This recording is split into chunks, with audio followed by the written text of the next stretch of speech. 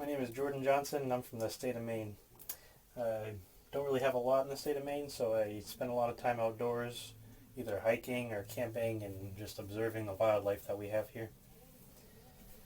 During the pandemic, I adopted a corn snake from Petco, and this kind of sparked my curiosity about how these animals are obtained and distributed. My research taught me about the darker side of the exotic pet trade, like the breeding of these animals in bad conditions, dwindling native populations of various species, and booming invasive populations because of owners releasing their old pets in the wild. At this point, the animal isn't used to living on its own, and usually they don't thrive.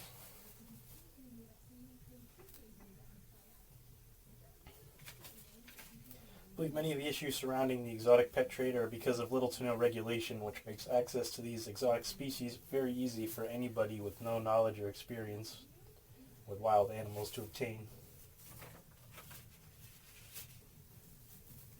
This often leads to improper care and early deaths in captivity.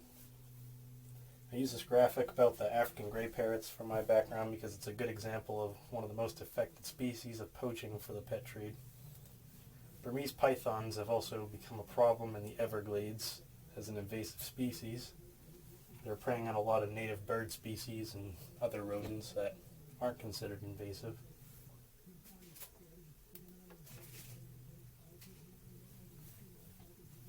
So overall, I think most of the problems surrounding the pet trade are revolving around lack of regulation and overall just lack of education, because stores don't really push the facts on anybody. They just make you sign a piece of paper and you can have the animal. So I think reaching out to your local representatives and senators will be the most effective way to get regulations in place so that we can better take better care of animals going forward.